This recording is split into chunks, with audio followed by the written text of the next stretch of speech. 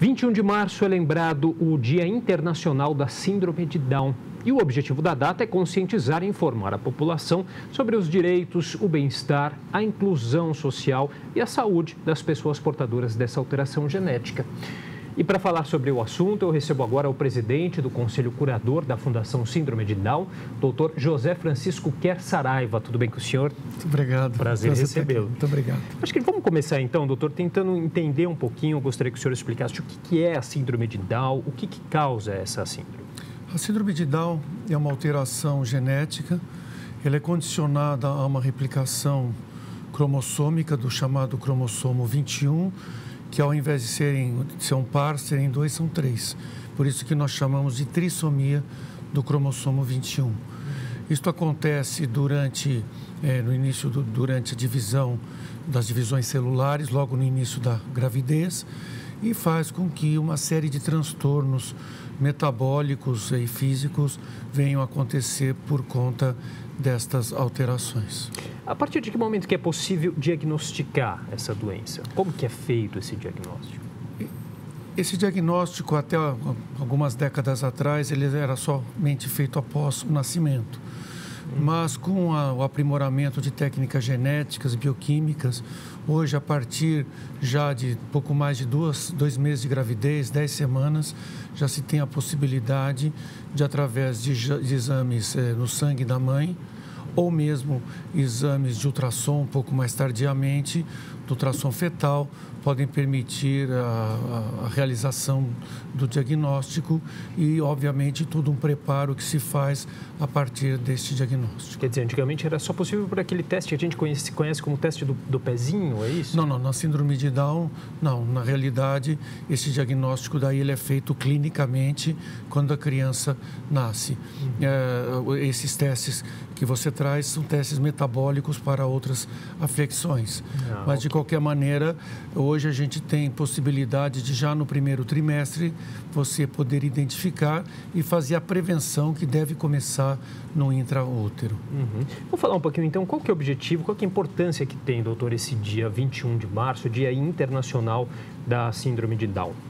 Eu acho que o mais importante é esse dia ser lembrado como sendo um dia que simboliza a inclusão social.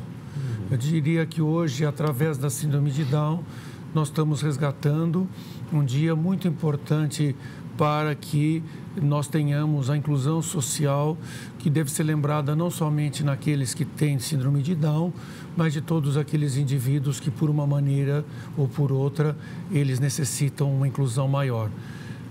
Eu diria que hoje nós temos um número, praticamente aí 280 mil, são dados do IBGE, 280 mil indivíduos portadores de síndrome de Down. Muitos deles acabam fazendo o diagnóstico só tardiamente. Muitos deles, durante o desenvolvimento, acabam tendo uma série de dificuldades e de problemas por conta da inclusão. A sociedade precisa conhecer e precisa estar a par daqueles que têm síndrome de Down e da maneira de como conduzir isto diante de políticas de inclusão, de políticas de integração, inclusive com peculiaridades relacionadas a questões de saúde, com questões relacionadas à educação e assim por diante. Eu diria que é um dia extremamente importante para aqueles que têm síndrome de Down. E aí eu já aproveito para fazer 2 perguntas para o senhor. O Brasil tem avançado em relação, no âmbito aí da ciência, em relação a essa questão da síndrome de Down, e em relação em políticas públicas? Como que o senhor analisa o nosso país nessa questão? Nós temos avanços, em que pese que nós estamos muito aquém de países que têm já políticas públicas muito claramente estabelecidas, como é o caso da Espanha, como é o caso do Canadá e outros países que eles têm já a clareza da necessidade, da importância e colocam na prática a inclusão. O Brasil, eu diria que ele está iniciando. Nós temos uma verdadeira transformação, eu diria, nas últimas décadas, que foi trazer aqueles que viviam numa inclusão excluída, enfim, que eles eram agrupados entre os pares, e hoje nós temos uma transformação onde esses jovens, eles são trazidos à sociedade e, obviamente, dentro das suas necessidades, atendendo às suas necessidades, eles passam a conviver com toda a população, seja nas escolas, nas unidades de saúde e assim por diante. Entretanto, isso é um processo. É um processo que eu diria que nós necessitamos intensificar para que esses jovens possam ter cada vez mais, não somente uma melhor qualidade de vida através da inclusão, mas empregabilidade, oportunidades profissionais, oportunidades de lazer nos esportes. E eu diria que essa é uma tarefa que nós ainda temos que conquistar mais espaços. Doutor, falar um pouquinho, o senhor é cardiologista também, Sim. né? E há uma relação aí entre as crianças com a síndrome de Down, 50% delas aproximadamente apresentam também problemas cardíacos, né? Qual que é essa relação, doutor? Por que isso acontece? De cada 2 crianças que têm síndrome de Down, uma tem sopro cardíaco. Aí a razão de você não somente identificar prematuramente a criança com Down, mas também fazer uma avaliação correta, que não precisa ser obrigatoriamente ser feita com o cardiologista. Um pediatra bem treinado, certamente ele terá toda a condição de inicialmente fazer uma triagem e aí o encaminhamento, caso seja necessário. E desses sopros, dessas alterações, obviamente que nem todas são importantes, nem todas são relevantes, mas como existe uma concentração de cardiopatias aumentada na população que é portadora de síndrome de Down, é muito importante que alguns fluxos, alguns algoritmos na área médica sejam cumpridos para que se afastem problemas que depois você acaba tendo que lidar com eles mais tardiamente e com consequências. O sopro, ele já é percebido em que fase da Você nota o sopro através de um exame clínico com estetoscópio. E, obviamente, que você já pode fazer o julgamento clínico da magnitude deste sopro, não apenas fazendo o exame de ação, mas se essa criança está tendo um bom desenvolvimento, se ela está se alimentando bem, se ela está tendo... ela caminha, ela brinca, ela não sente cansaço. O conjunto dessas avaliações é que muitas vezes nos traz o julgamento, aplicação precisa desses sopros. Ela requer exames, um exame relativamente simples, existe no SUS, é fácil de ser realizado e que pode ajudar o pediatra a dar subsídios ao clínico, né, para que ele tome as providências e faça o correto segmento.